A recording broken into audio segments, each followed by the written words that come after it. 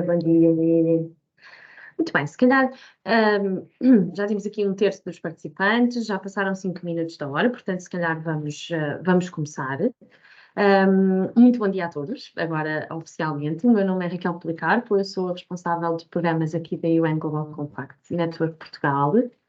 Sejam muito bem-vindos ao nosso primeiro webinar desta série, Direitos Humanos e Diligência de Vida. Gostava de começar por dizer que esta webinar series está integrada no trabalho que a nossa rede tem vindo a fazer ao longo do ano de 2023,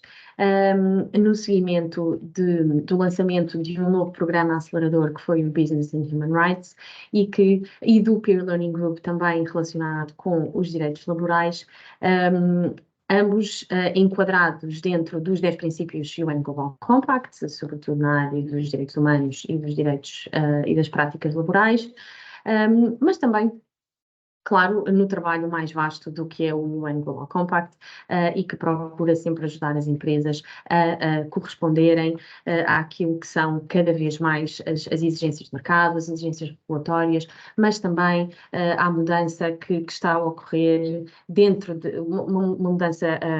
muito integral dentro das próprias empresas que cada vez mais querem abraçar este seu trabalho, esta sua responsabilidade como promotoras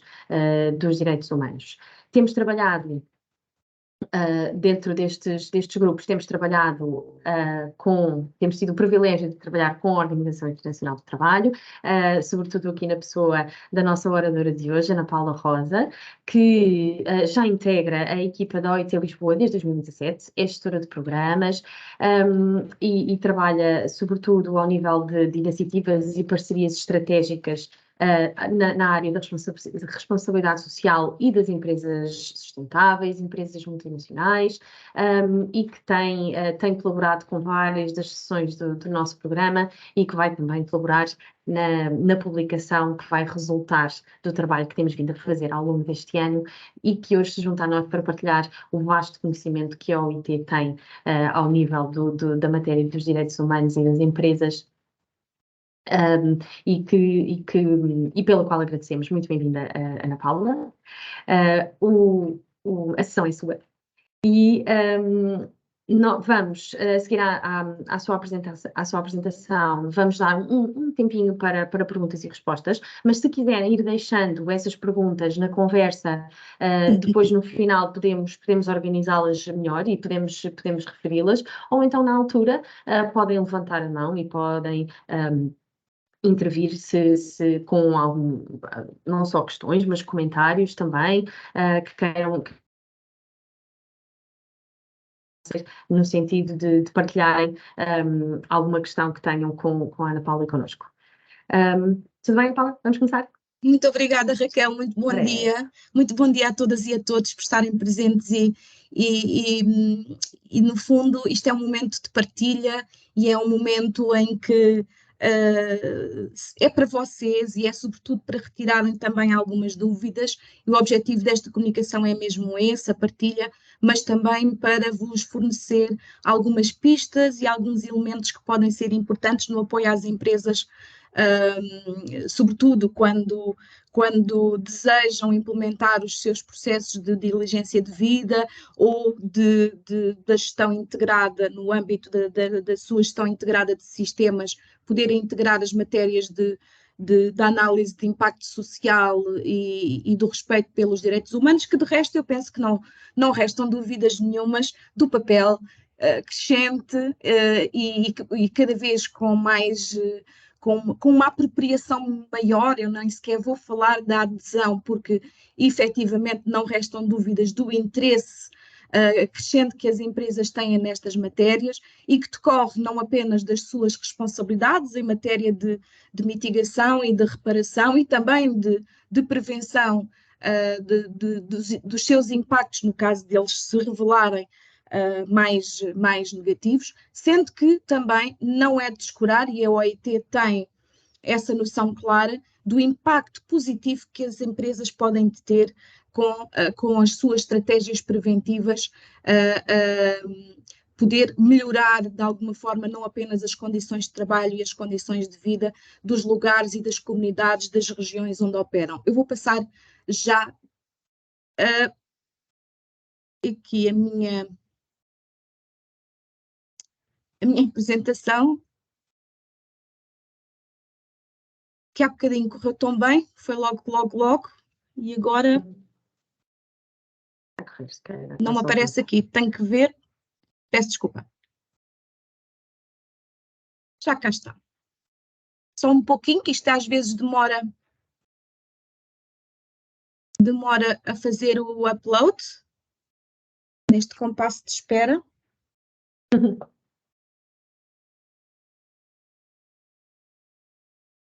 Perfeito. Muito bem. Ok, então eu vou começar assim muito brevemente por dizer porque é que eu estou aqui. A Organização Internacional do Trabalho é uma agência do Sistema Multilateral das Nações Unidas para as questões laborais. É uma agência tripartida, é a única do género, onde reúne à mesma mesa e no processo decisório governos, representantes dos trabalhadores e representantes dos empregadores. Foi criada em 1919, mesmo antes da criação da ONU e da Carta Universal dos Direitos Humanos. A OIT já vinha, portanto, tem vindo a ser sempre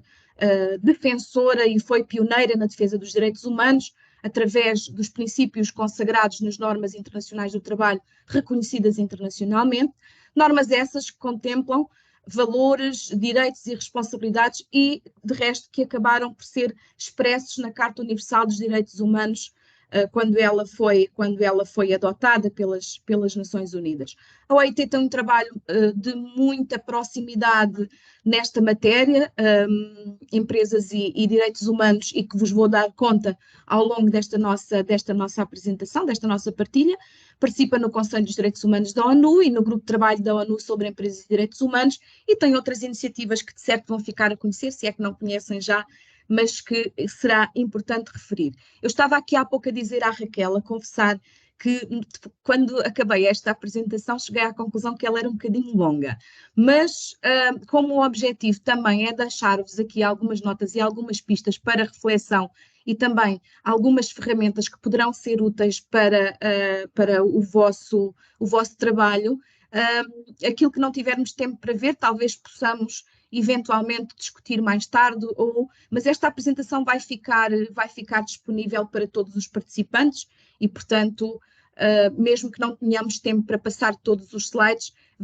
vou deixar estas questões para a vossa reflexão. É inquestionável, não é, que o respeito pelos direitos humanos, a proteção dos direitos humanos e a promoção dos direitos humanos é uma condição básica para a dignidade humana, para a justiça e para a equidade social. Naturalmente, eu acho que ninguém tem dúvidas disso e que as empresas, no âmbito das suas responsabilidades relacionadas com o impacto das suas atividades, assumem aqui cada vez mais o compromisso de os respeitar e de os promover. Mas, afinal, o que é que são os direitos humanos? Todos nós, por sermos seres humanos, temos um conjunto de prerrogativas que, à partida, não deveriam ser definidas por decreto, naturalmente, não é? O direito à habitação, o direito à saúde, o direito a vivermos em condições dignas, mas, efetivamente, face a indícios que acontecem desde sempre, mas que, especialmente em alturas como aquelas que temos vivido atualmente, com a crise pandémica, com as recessões económicas contínuas, com outros choques económicos que temos vindo a presenciar, conflitos, não esquecer que estamos a atravessar neste momento uma fase muito complicada e que também tem ela própria um impacto muito grande nas empresas e nas pessoas, que é a guerra da Ucrânia e da Rússia. E, portanto, é importante perceber que aquilo que a Carta Universal de Direitos Humanos vem fazer é estabelecer um conjunto de garantias jurídicas, que visam salvaguardar as pessoas em todos os momentos e dimensões das suas vidas. E claro que estes direitos são indivisíveis, são complementares, são interdependentes e estão todos relacionados. E aqui é importante dizer que este documento, esta Carta Universal de Direitos Humanos, que, como sabem, faz 75 anos este ano e que também está a ser celebrada com inúmeras iniciativas, existe aqui um reconhecimento de que as diversas dimensões da vida das pessoas estão todas interligadas e interdependentes, e que devem ser abordadas num quadro dos direitos humanos numa visão holística. Porque é que eu trago aqui esta questão do quadro dos direitos humanos numa visão holística? Existem muitos modelos de direitos humanos, quer dizer, existem também muitos referenciais internacionais que os consagram, desde logo direitos laborais, direitos sociais, mas também direitos económicos, direitos culturais, etc, etc. No entanto, apesar de alguns progressos que nós temos vindo a testemunhar e com a participação também da comunidade empresarial, como devem imaginar, as empresas estão muito bem posicionadas para promover os direitos humanos e para potenciar este respeito e esta proteção, mas aquilo que nós verificamos é que, em pleno século XXI, temos ainda inúmeros desafios e que comportam e que nos convocam a todos com a responsabilidade de, no exercício dos papéis que cada um de nós exerce, naturalmente, de os enfrentar e de arranjar as melhores estratégias mais adequadas para os combater. Temos aqui apenas alguns números indicativos de violações de direitos humanos, por exemplo, este que trazemos aqui relacionado com crianças em situação de trabalho infantil. Eu devo dizer que este valor que está aqui é um valor referente a 2021, já no auge da pandemia, sendo que, de acordo com as estimativas que a OIT tem, as últimas estimativas, este número aumentou com a pandemia e assim como também as condições de degradação de pobreza no trabalho e outras condições adversas que decorrem muitas vezes das pressões enormes que governos e empresas têm face a estes choques que vão surgindo. E, por exemplo, no que diz respeito às empresas, eu recordo que as grandes pressões globais em matéria de competitividade, em matéria de preços no produtor, em matéria da intensa e crescente competição entre fornecedores, e que faz com que pode por vezes haver uma pressão também para reduzir o nível salarial, e também se verifica alguma degradação das condições de trabalho, porque naturalmente haverá um desinvestimento cada vez que estão aqui em causa as questões orçamentais e da criação de riqueza e de valor, mas também estão aqui em causa as condições em que operam as empresas. E, portanto, também pode acontecer que existam aqui situações que potenciem os déficits de trabalho digno relacionados com os trabalhadores que participam nas cadeias mundiais de abastecimento. Face a essas pressões, naturalmente, também surgem situações de incumprimento e de operação de algumas empresas nos níveis de subcontratação, sobretudo nos níveis inferiores das cadeias de abastecimento, onde é mais difícil, por vezes, mapear e identificar em concreto estas violações, mas elas ocorrem com muita frequência. Aliás, eu costumo dizer que as violações de direitos humanos não ocorrem só nos países em desenvolvimento ou só em lugares longínquos, acontecem em todos os lugares e em todas as cadeias de valor. Em todo o caso, esta pressão para a subcontratação na informalidade e à margem da lei coloca também aqui questões não apenas relacionadas com o impacto na vida das pessoas e das suas famílias e das suas comunidades, mas também de concorrência desleal perante aquelas empresas que não cumprem, naturalmente, as regulações e as legislações nacionais e as normas internacionais,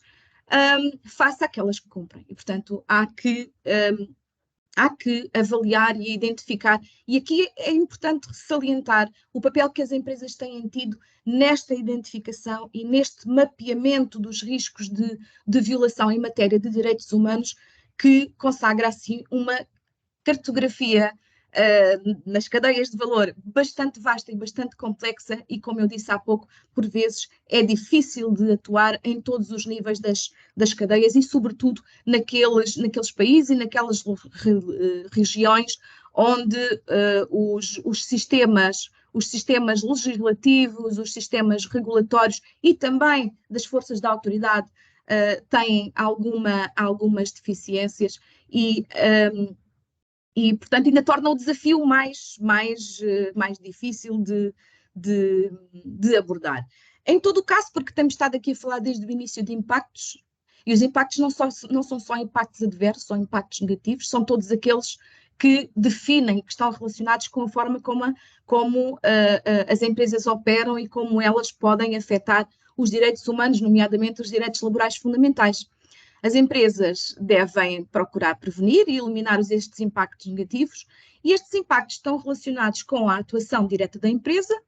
com a atuação indireta por força dos contributos da empresa nas suas cadeias e nas suas relações empresariais, e impactos de terceiros que tenham relações com a empresa.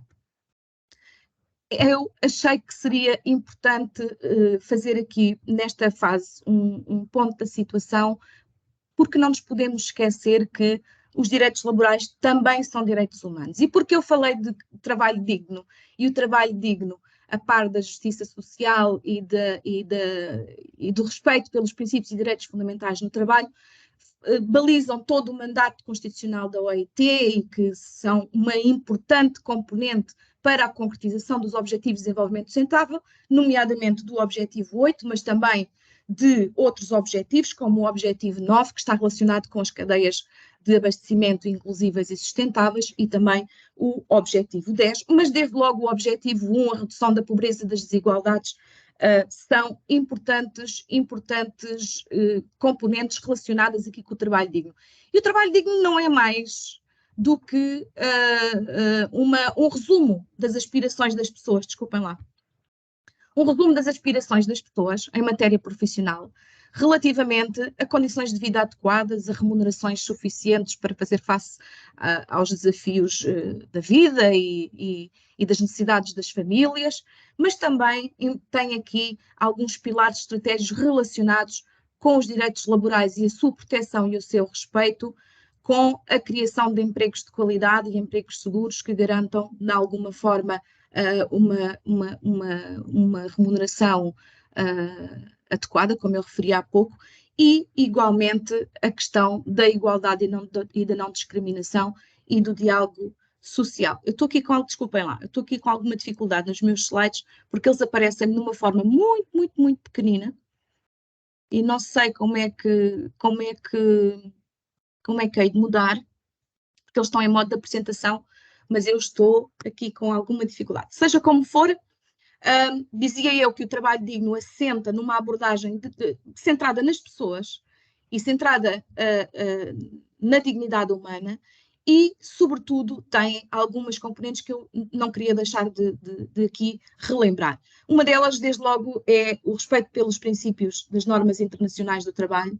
que proporcionam o quadro internacional fundamental para garantir que um sistema de deveres e de responsabilidades se cumpra com este objetivo da proteção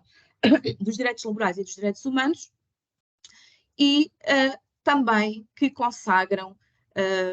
5 categorias de princípios e direitos fundamentais, alguns dos quais porventura já conhecidos por vós, e é importante referir isto porque normalmente quando pensamos em direitos humanos falamos assim de uma coisa um bocadinho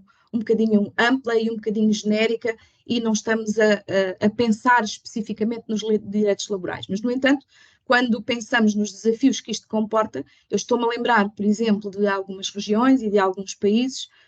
aliás, no mundo existem mais de 70% de países, e especificamente entre os Estados-membros da OIT, porque a OIT faz estudos e monitorização destas questões de estatísticas em matéria de direitos humanos, existem, por exemplo, mais de 70% dos países, eu julgo que são atualmente mais de 74% dos países onde não é respeitado o direito à liberdade sindical e mais de 79% onde não é reconhecido o direito efetivo da negociação coletiva, onde as formas de trabalho forçado ainda persistem. E quando eu falo de trabalho forçado ou obrigatório, incluo todas as formas de escravatura moderna, não só aquelas relacionadas com o trabalho, mas também as associadas aos casamentos forçados, à servidão por dívidas e todas as questões que estão de alguma forma relacionadas com a exploração laboral, mas não só. E também, naturalmente, não vou falar no trabalho infantil, de resto, vou falar um bocadinho no quadro regulatório, de uma forma muito breve, mas vou dar alguns exemplos de como é que os países têm vindo a ajustar os seus enquadramentos legislativos nacionais por forma a acomodar aquilo que são quer os princípios orientadores das Nações Unidas em matéria de empresas e direitos humanos, quer outros referenciais internacionais importantes e até mesmo anteriores, como é que eles podem acomodar e acelerar de alguma forma a atuação das empresas e a efetivação das suas responsabilidades, e estou-me a referir concretamente a este esforço de materialização que tem existido por parte também especificamente da União Europeia. E estou-me a referir também a uma questão que porventura já conhecerão, que foi uma nova proposta para a elaboração de uma diretiva que já está em fase final em matéria de diligência, de dever de diligência e de direitos humanos e de conduta responsável das empresas, que inclusive vem consagrar estes princípios como uma responsabilidade que deverá depois ser transposta para os quadros jurídicos nacionais e que tem uma particularidade que já prevê, inclusive, sanções por estas violações.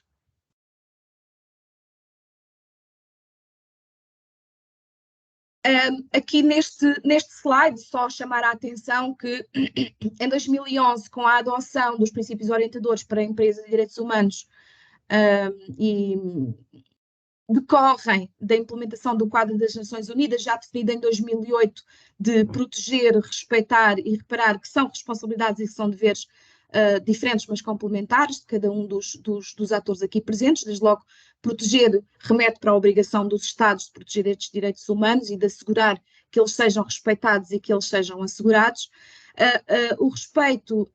e a responsabilidade das empresas em respeitar esses direitos humanos e em empreender os seus esforços e ações para mitigar e para reparar os impactos quando necessário, e nesta reparação a necessidade de existirem recursos adequados e eficazes em caso de incumprimento, desde logo o direito a queixas e a denúncias, o direito de compensação e os mecanismos de reparação sempre que seja possível, com recurso a mecanismos judiciários e extrajudiciários, e inclusive existem alguns mecanismos relacionados com a prevenção e com a resolução de disputas. Eu depois vou falar aqui ainda algumas coisas que se ligam com estes mecanismos, nomeadamente os contributos da OIT, e vou-vos deixar também aqui alguns elementos sobre essas estratégias. Desses referenciais orientadores, não vou estender-me muito sobre aquilo que representa os princípios do UN Global Compact, mas queria deixar aqui a expectativa da conduta que as empresas devem ter para prevenir e gerir estes impactos adversos nas atividades que desenvolvem, para todas as empresas, não é só para as grandes empresas e só para as multinacionais. É independentemente da dimensão, do setor de atividade, do contexto em que operam, do estatuto de propriedade e da sua estrutura e das relações na sua cadeia de abastecimento. E também referir aquilo que é um dos princípios orientadores sobre empresas e direitos humanos das Nações Unidas. Eu trago aqui esta referência do princípio 12, que é aquele que faz a interligação entre a responsabilidade das empresas, mas face a um quadro orientador em matéria de recursos humanos, que é um quadro de referência, que é a Carta Nacional dos Direitos Humanos, mas também as normas internacionais do trabalho e a Declaração Tripartida de Princípios sobre Empresas Multinacionais e Política Social da OIT, de que já iremos falar aqui a seguir. E porque é que eu trouxe? Ele está integrado nos princípios orientadores das Nações Unidas e tem havido cada vez mais uma confluência entre os grandes referenciais orientadores internacionais. Desde logo, eu passava aqui só a referir que o primeiro que aparece aqui com alguma relevância, mesmo antes deste grande quadro que configura a primeira norma verdadeiramente global nesta matéria, que são os princípios orientadores, não é? Adotados pelas Nações Unidas. Em 1976 já tínhamos as orientações da OCDE aqui na Europa para as empresas multinacionais, que teve uma última atualização agora em junho, e se tivermos tempo vamos falar ligeiramente naquilo que releva para esta confluência entre os diferentes referenciais normativos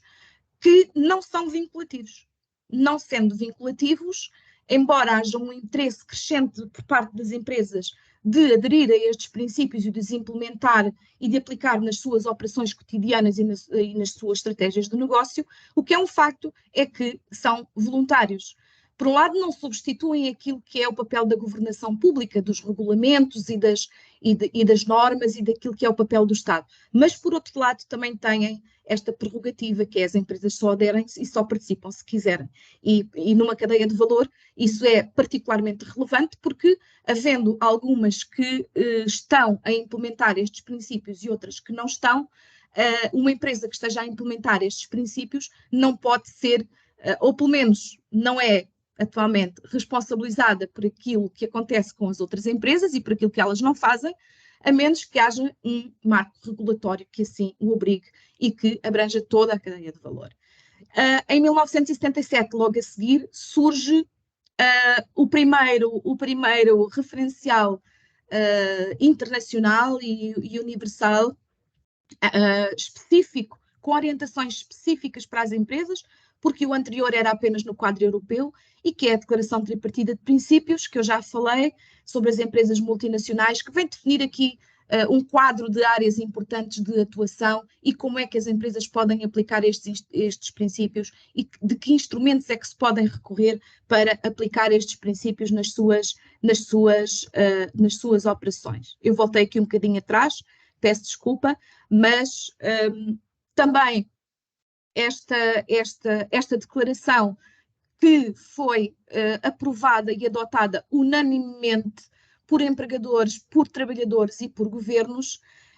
também consiste num instrumento jurídico não vinculativo ou normativo, e é normativo precisamente porque se baseia nos princípios das normas internacionais do trabalho, e que foi desenvolvido para apoiar as empresas, para alinhar estas práticas e estas políticas empresariais com as orientações neles contidas. E, portanto, realça o papel predominante que as empresas multinacionais continuam a desenvolver no quadro do sistema global das cadeias de abastecimento, no aumento crescente do investimento estrangeiro e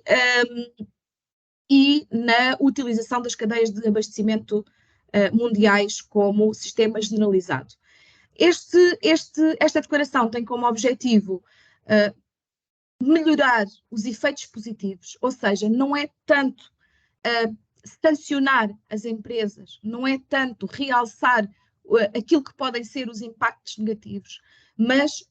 tem este caráter que, a meu ver, é um caráter um bocadinho inovador, porque é positivo e é sempre pela positiva, que é um caráter preventivo e que relata ou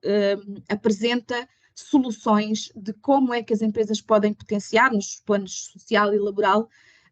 nas suas atividades e na governação e na sua regulação, na sua autorregulação, nos seus códigos, através dos seus códigos de conduta, dos seus regulamentos e das práticas socialmente responsáveis, como é que de uma forma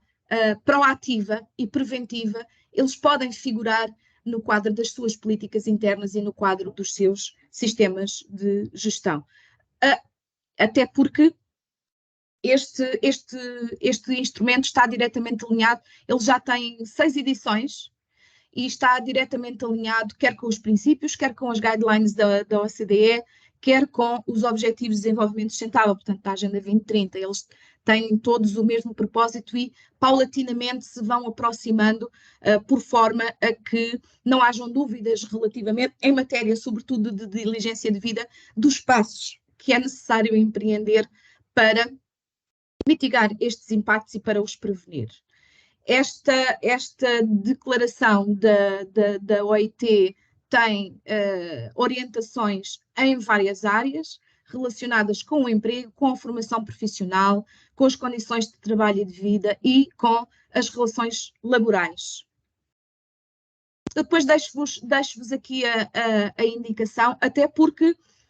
existem um conjunto de instrumentos e de procedimentos operacionais da OIT que se destinam a implementar estes princípios, tal como existem também, por exemplo, as guidelines da OCDE, que tem um dos instrumentos com que opera uma rede de pontos de contacto nacionais. Aqui também a OIT adotou esse sistema de pontos focais nacionais, muitas vezes são designados pelos governos, muitas vezes são tripartidos, como é a panágio da OIT, que é uma organização tripartida, e está sempre presente, o diálogo social e o tripartismo estão sempre presentes em todos os instrumentos e em todas as formas de atuar da OIT, mas dizia eu que a OIT disponibiliza um helpdesk, que não é mais do que uma plataforma para apoiar as empresas. Ela tem um conjunto de instrumentos, de conhecimentos partilhados e também de perguntas e respostas que são baseadas em questões reais que as empresas, que os trabalhadores e os governos enviam para lá para serem respondidos, para os poderem apoiar. E, no fundo, em que é que isto consiste? Existem aqui alguns mecanismos que se configuram como um terreno neutro, onde as empresas, sobretudo ao nível do diálogo bipartido, onde as empresas e as organizações de trabalhadores podem comunicar, podem estabelecer consensos e podem apresentar. Naturalmente existem pontos de vista muito diferentes e existem perspectivas muito diferentes para os mesmos problemas, mas também existem pontos de interesse comum e isto tem como objetivo solucionar ou arranjar as soluções adequadas para os desafios que se vão encontrando. Em todos os instrumentos da OIT relacionados ou não com esta matéria está presente sempre a figura do diálogo social e da importância que tem, quer para garantir uma maior adesão de todas as partes interessadas e da apropriação destes valores, porque no fundo quando estamos a falar de direitos humanos estamos a falar de valores, não é? Relacionados com a dignidade humana e que possam de alguma forma fazer um percurso que por vezes não é fácil e por vezes, mas não tem que ser antagónico. As pessoas podem de facto ter acesso através de uma orientação com especialistas que a OIT proporciona, de haver aqui um espaço de alguma, não é uma mediação, mas é de algum esclarecimento e de facilitação deste diálogo entre as empresas e os representantes dos trabalhadores. Dentro destes instrumentos de apoio à aplicação destes princípios, existe um que é particularmente relevante, que acaba por ser um instrumento de autodiagnóstico, de autoavaliação, para que as empresas possam fazer as suas auditorias internas nesta matéria. E que, no fundo, quando estamos a falar da aplicação destes princípios da declaração, eles, como se encontram com os restantes referenciais, os princípios orientadores das Nações Unidas e as diretrizes da OCDE, no fundo estamos aqui a falar de implementação de processos de diligência de vida, que é isso que nos interessa e que aqui nos traz hoje. Este é apenas um exemplo relacionado com a forma como as empresas não é só se implementam, mas como é que implementam e que oportunidades é que são identificadas, que problemas, qual foi o percurso que fizeram e as lições que aprenderam, que é o mais importante, é essa reflexão, sobretudo se as empresas tiverem integrado as temáticas do cumprimento dos direitos humanos através dos seus sistemas de segurança e saúde no trabalho, ambiente, qualidade e responsabilidade social e em todos os restantes instrumentos de gestão da própria empresa, é perceber o que é que se pode fazer para melhorar e o que é que se pode fazer para prevenir que uma situação indesejável não volte a acontecer. Isso é importante, tem um caráter preventivo e ajuda as empresas também a melhorar os seus indicadores de desempenho, que eu julgo que é muito importante, até porque quando estamos a falar de impactos, sejam eles positivos ou negativos, em matéria de direitos humanos, ao qual,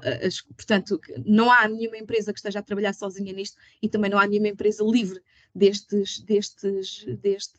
impactos na vida das pessoas. E, portanto, quando estamos a falar destes impactos, não nos podemos esquecer de que os impactos positivos também são absolutamente, também têm um valor em matéria da própria imagem, da sustentabilidade e da reputação da própria empresa. Sobretudo numa altura em que nós sabemos que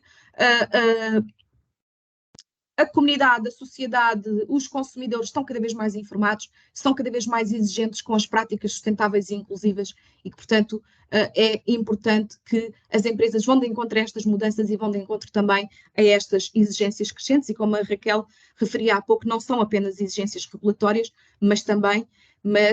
são tudo dimensões da mesma questão que têm que ser acauteladas. Este é outro e que está relacionada depois com o seguinte. Nós falámos há pouco dos impactos adversos e referimos que as empresas podem ter impactos diretos das suas atividades, mas também podem ter impactos relacionados com contributos que possam até não ser nem tão diretos ou até não tão inusitados, mas que se reflitam na vida destas pessoas, dos trabalhadores e das comunidades. Eu estou-me a lembrar de várias coisas que vocês podem facilmente identificar, como, por exemplo,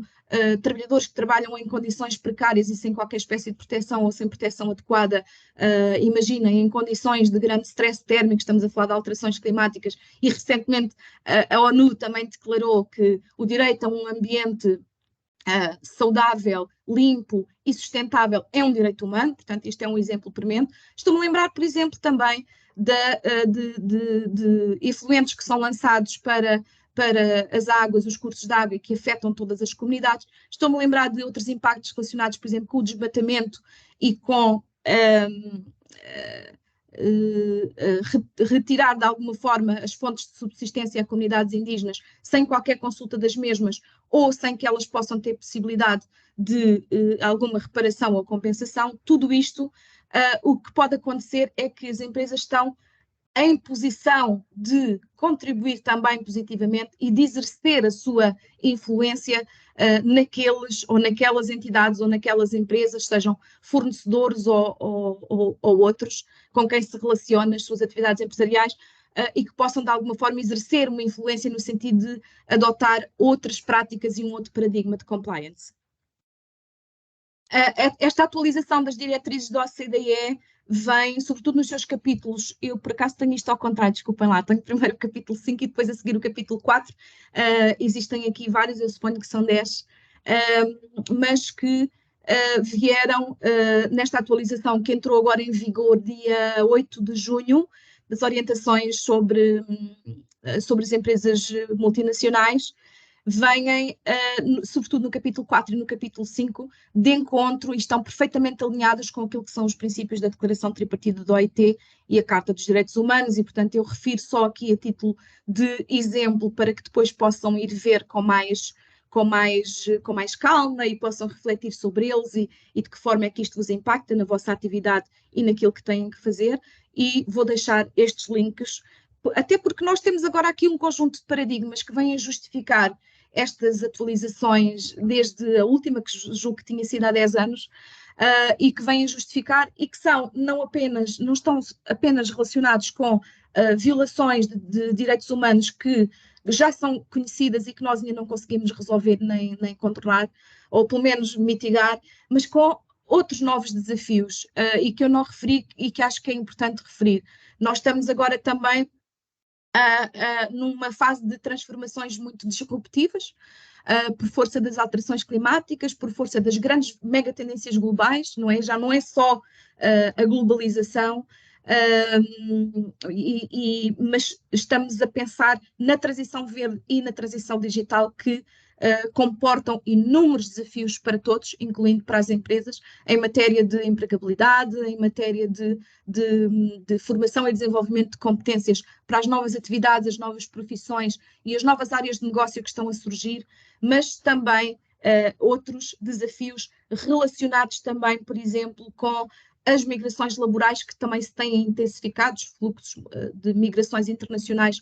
intensificam-se cada vez mais por força não apenas das alterações climáticas, mas também dos inúmeros conflitos que vão existindo pelo planeta e que nos remetem também para outros grandes desafios que são a oportunidade que as empresas têm de estar nos processos de liderança relacionados com a ação climática e as ações de mitigação e de adaptação a estas alterações climáticas, e da economia circular, por exemplo, que na ótica da OIT tem um potencial enorme para todos de oportunidades de criação de emprego, mas também de criação de condições de trabalho dignas. Nunca é demais recordar o papel importante das empresas e dos empreendedores em capitalizar estas oportunidades. Na transição para estas economias, existe um lema das Nações Unidas, como sabem, a não deixar ninguém para trás, que remete para uma dimensão inclusiva, e neste desafio que é o respeito e a promoção dos direitos humanos e laborais fundamentais, que é condição determinante para que nós possamos evoluir e manter condições de equidade social e de dignidade humana. Mas também remete para uma outra dimensão, que é o facto de a incontornabilidade da cooperação e das parcerias, que as empresas cada vez mais também usam e são usufrutuárias dos benefícios destes mecanismos e destas plataformas de cooperação e de colaboração entre empresas e entre outros atores, entre outras partes interessadas. Sobretudo, referir aqui que esta atuação que, de alguma forma, dizia eu lá atrás, que tem que ser centrada nas pessoas e centrada nos impactos que as atividades podem ter na vida das pessoas. Por exemplo, eu acho que não é de estranhar, pelo menos nas empresas aqui nos países mais, não vou dizer industrializados, mas de alguma forma mais desenvolvidos economicamente, que por exemplo, uma empresa que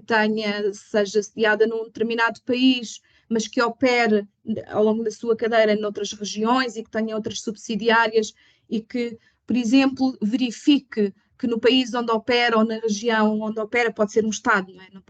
não precisa ser um país, no Estado onde opera, por exemplo, a regulamentação nacional ou a legislação nacional não está tão desenvolvida em matéria, por exemplo, de proteção da maternidade e da parentalidade. Então, aquilo que esta dimensão nos convoca é que esta proteção de direitos humanos seja sempre balizada por aquilo que beneficie mais as pessoas. E, portanto, não é de estranhar que algumas empresas tragam para os países e para as regiões onde operam um conjunto de prerrogativas que decorrem das suas legislações nacionais e que vêm ter um impacto muito positivo nas vidas das pessoas, sem essa atuação por parte das empresas e sem essa política interna por parte das empresas, possivelmente esses quadros de proteção de alguns direitos humanos ainda permaneceriam muito incipientes e, portanto, acho que não subsistem absolutamente nenhumas dúvidas do impacto positivo que as empresas podem ter e o que podem fazer, inclusive, é para contribuir para o desenvolvimento e o desenvolvimento que se quer sustentável. Queria referir também, não sei se ainda vou a tempo,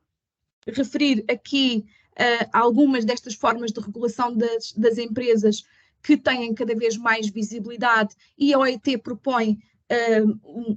uma abordagem mista, não apenas de governação pública, que eu já referi quais é que são as principais dimensões, e da governação privada através da autorregulação dos códigos de conduta e das auditorias sociais, mas também da governação social com acordos de diferentes stakeholders transnacionais e nacionais. Estão aqui alguns exemplos, eu não me vou deter sobre eles porque já percebi que estou um bocadinho adiantada no tempo, mas devo dizer que existem alguns países que já começaram foram precursores de algumas iniciativas regulamentares para tornar a obrigatoriedade desta atuação das empresas no sentido de assumirem a sua responsabilidade e de verificarem, no caso, por exemplo, da França e da Holanda, que são os exemplos que eu trago aqui, o dever de vigilância em matéria do impacto dos direitos humanos, e especificamente no caso da Holanda, de que as empresas, uma atuação de tolerância zero relativamente, por exemplo, ao trabalho infantil ao longo de toda a cadeia de valor, mas também de acordos internacionais plurilaterais relacionados com outras matérias. Eu deixo aqui o exemplo daquilo que aconteceu depois da grande tragédia do Rana Plaza, onde foi firmado um acordo internacional sobre incêndios e segurança em edifícios para garantir a segurança e saúde no trabalho das pessoas, porque morreram muitos milhares de pessoas e outros tantos ficaram incapacitados para o trabalho, que envolve mais de 200 marcas mundiais, 2 federações sindicais, 8 sindicatos do Bangladesh e indústrias e outros atores, nomeadamente representantes governamentais que se quiseram juntar. Não posso deixar de falar na Aliança Ponto 7. A Aliança Ponto 7 é uma iniciativa internacional que reúne um conjunto de atores muito vasto, algumas centenas, mais de 300 atores de todos os quadrantes, empresas, pessoas individuais que também são administradores de empresas, representantes de trabalhadores, representantes de governos, ONGs e outras entidades, numa iniciativa que promove um encontro, uma partilha de conhecimento e que convoca para ações imediatas para acabar com o trabalho infantil e com o trabalho forçado ou obrigatório. Da parte da OIT, a OIT também promove aqui alguns mecanismos que possam ser de reflexão conjunta, conciliadores, mas também de aprendizagem colaborativa entre estes diferentes atores, nomeadamente a Rede Global de Empresas para a Eliminação do Trabalho Forçado e a Plataforma para o Trabalho Infantil. Eu, porque sei que estão aqui participantes de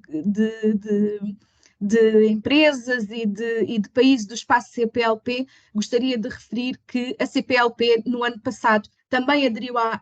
Aliança Ponto 7 e os países assumiram o seu compromisso com a eliminação do trabalho forçado ou obrigatório e do trabalho infantil e têm um plano de ação para esse efeito. Gostaria de referir também que existem muitas formas de aderir e de colaborar com a Aliança Ponto 7, que tem algumas estruturas fundamentais para os trabalhos, nomeadamente para além das plataformas de conhecimento, naturalmente, e de grupos de trabalho específicos para áreas, também elas muito específicas nas ações que é necessário interpor nos diferentes países. Existem, por exemplo, aqui ao nível do trabalho forçado, existe uma coisa que são os países precursores, e os países precursores são aqueles que abrem caminho para os outros para partilhar boas práticas e para avaliar o impacto das suas estratégias e daquilo que foi positivo das lições aprendidas nesta matéria e como é que podemos evoluir no sentido da dignidade humana. Eu convido com muita convicção que vão lá ver e que vejam, caso tenham interesse, como é que podem aderir e como é que podem fazer parte desta rede, porque ela tem um conjunto de instrumentos que vos pode ajudar, mas que também pode dar visibilidade às vossas boas práticas e o que é ainda mais importante, comunicar, não é? Também existe uma outra iniciativa. Estas iniciativas, basicamente, que eu trago aqui, não são estratégias específicas para as empresas. São um conjunto de estudos, de trabalhos, de mecanismos e de instrumentos que a OIT disponibiliza e que estão ao alcance de todos para poder potenciar o cumprimento, a promoção e a garantia do acesso pleno aos direitos humanos. E eu trago aqui um programa que é um programa muito emblemático da OIT, que é o Better Work, que também resulta de uma parceria com uma instituição financeira mundial e que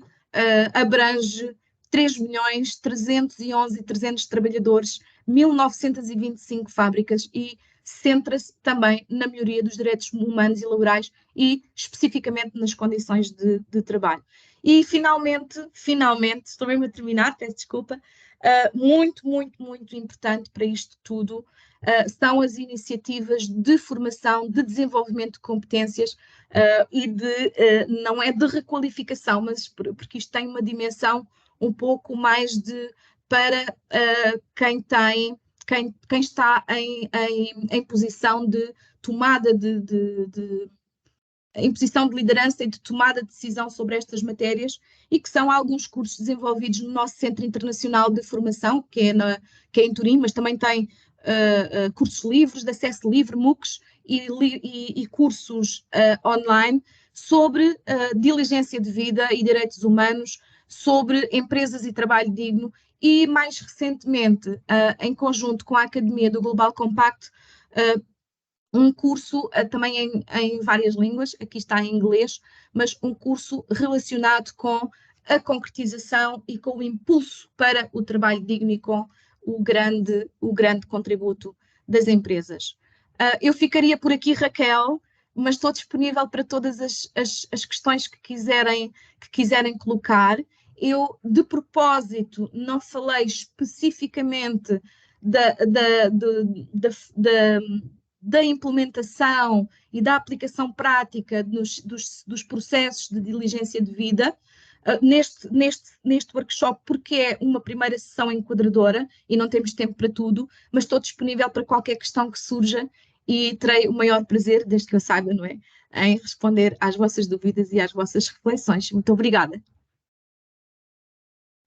Muito obrigada, Ana Paula. Foi uma apresentação excelente, muito completa, cheia de recursos que todos os participantes poderão explorar depois. Temos então alguns minutinhos. Alguém gostaria de colocar uma questão em direto ou no chat? Não? Muito bem. De qualquer forma, volto então a reforçar que nós vamos partilhar esta apresentação com todos os participantes de hoje e com todas as pessoas que se registaram neste webinar. Vamos também disponibilizar a gravação no nosso canal de YouTube. Muito bem, temos uma pergunta. Rita? Força. Bom dia, Rita Araújo da ICEP. Eu, inclusivamente, sou ponto de contacto nacional para as diretrizes da OCDE, em colaboração com a Direção-Geral de Atividades Económicas. E fica só para demonstrar o meu interesse em ouvir depois falar sobre a implementação. Porque, do ponto de vista das empresas, eu creio que se torna um pouco complicado de compreender. Eu bem sei que há uma tentativa de ajuste e agora as diretrizes foram revistas da OCDE e, portanto, cada vez se aproximam mais daquilo que são as diretrizes da OIT e das Nações Unidas, mas fico muito interessada em ouvir a parte mais prática, porque eu acho que para as empresas pode ser um pouco confuso haver tantas due diligence, tantas diretrizes, como é que navegam neste processo e neste mundo. Por isso era mais para transmitir esse meu interesse e acho que é um interesse também das empresas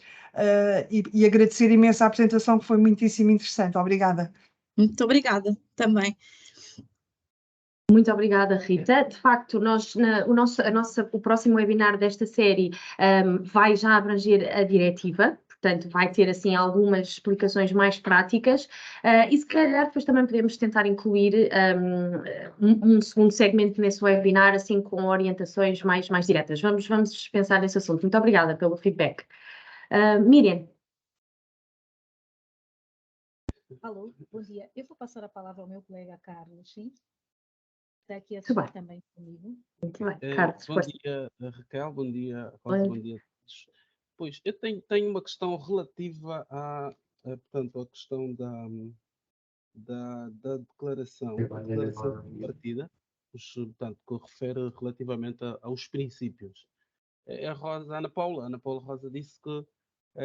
portanto, ela não tem caráter vinculativo, não é? Relativamente às empresas. Não acha que o facto de não ter essa força vinculativa acaba por, de alguma forma, lhe retirar força para que, de facto, as ações tenham resultados efetivos? não era uma reflexão que devêssemos fazer na perspectiva de lhe conferir esta componente de força vinculativa? Porque já é difícil implementar as leis que têm força vinculativa. Quando se torna facultativo, penso que mais difícil ainda se torna. Muito obrigada. Eu peço desculpa, não percebi o seu nome, mas a sua pergunta é muito relevante. Carlos Domingos. Carlos Domingos, muito obrigada. Claro que essa questão é uma questão tão relevante e que tem sido alvo de uma reflexão tão profunda que vai dar aso agora a esta nova diretiva. E eu queria salientar relativamente à diretiva, não é apenas um esforço do legislador, porque não é um esforço marginal. Quando eu estou a falar de marginal, refiro só para um conjunto de países europeus, porque muitas multinacionais operam noutras partes do mundo e estando obrigadas a esta diretiva, naturalmente isso terá um impacto muito grande. Mas especificamente relativamente à matéria que pergunta e à aplicação dos princípios da declaração tripartida, em que é que ela é diferente? Ela não é vinculativa do ponto de vista... Peço desculpa, já tive aqui um acidente, isto depois é para editar e para retirar, ok? Ela não é vinculativa em termos... não existe uma norma internacional do trabalho relacionada especificamente com esta matéria. Existem várias. E a declaração é toda baseada nas normas internacionais do trabalho. Porquê é que não é vinculativa? Muitos países que aderiram a esta declaração, nomeadamente os seus constituintes tripartidos, governos, empregadores e trabalhadores, fazem parte da OIT, mas podem não ter ratificado todas as normas relacionadas. Exatamente, mas foi a forma que a OIT encontrou de estabelecer um compromisso abrangente de todos aqueles que fazem parte da associação. São 187 Estados-membros, vezes 3, portanto já temos aqui um número significativo. E quando estamos a falar do envolvimento de trabalhadores e de empregadores, estamos a falar das organizações mais representativas mundialmente, das confederações patronais, das confederações de empregadores e de empreendedores que estiveram aqui representadas. Houve um processo muito longo de negociação destas questões, e quando firmaram este compromisso, firmaram com a convicção do compromisso que queriam assumir. Isto não retira em nada à flexibilidade e à capacidade dos Estados, porque repare, e peço desculpa já desta resposta ser um bocadinho longa, mas repare, nem todos os países e nem todos os Estados estão nas mesmas condições em termos de desenvolvimento das suas legislações nacionais, estão nas mesmas condições para aplicar estes princípios. E, portanto, aquilo que a OIT faz é disponibilizar instrumentos flexíveis que possam ser adaptados às realidades nacionais de uma forma progressiva até poder haver essas condições para adotar instrumentos de caráter juridicamente vinculativo. Porque, como referiu e muito bem, pode acontecer que, perante tantos desafios e tantos desafios regulatórios que as empresas têm, haver mais um que não seja integrado e desenvolvido de uma forma progressiva, tendo em conta essas mesmas realidades. Por exemplo,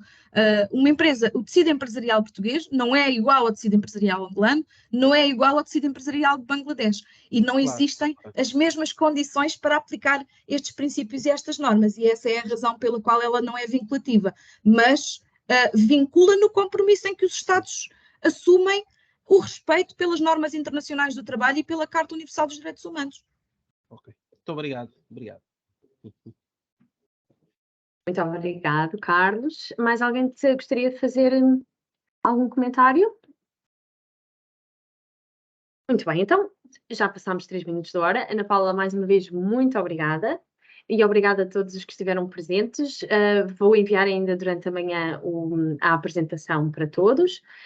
Ficamos à disposição para qualquer questão que possam ter sobre estas temáticas, e vemo-nos no próximo webinar, que será com o Dr. João Vacas, da Abreu Advogados, e que nos vai falar sobre a nova diretiva a que está relacionada com este dever de diligência em matéria de direitos humanos. Até lá, por favor, sintam-se à vontade para partilhar esta webinar series e a quem vai de férias, umas boas férias e até breve. Obrigada, Raquel, e obrigada também pela oportunidade. E espero que nos encontremos a todos.